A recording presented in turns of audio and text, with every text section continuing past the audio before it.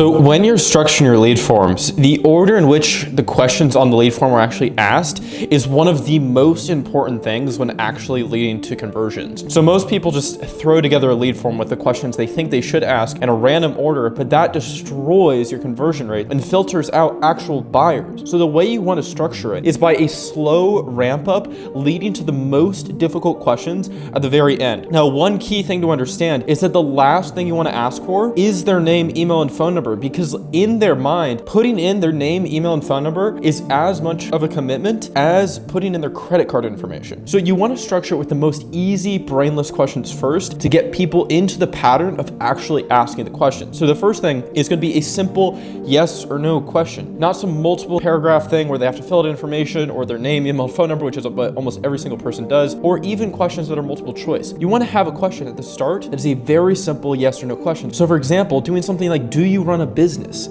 Yes, no, because it's an extremely low commitment for someone to actually answer that question, and then it leads them into a flow of going through and filling out your full form. So doing a slow ramp up of the difficulty of the questions. So the first thing, do you run a business? Yes, no.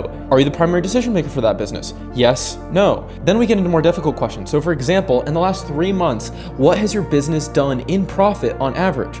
0 to 10K, 10 to 20K, 20K to 50K, 50K plus. We're getting to more difficult questions as we progress. Then, how much cash do you have on hand to invest in your business? 2K to 5K, 5K to 10K, 10K to 20K, 20K plus. Then we get in even more difficult questions. Please describe what your business is currently struggling with in 1 to 3 sentences. Then, finally, on a scale of 1 to 10, how urgent is it that that problem gets fixed? And finally, we end off with contact information because it is the most high friction question for someone to ask. So name, email, phone number. When you structure lead forms like this, you get massively higher conversion rates because it leads people through a slow ramp up of the difficulty rather than starting off with the most difficult questions, filtering out people who would actually buy from you. So it's extremely important to do it this way.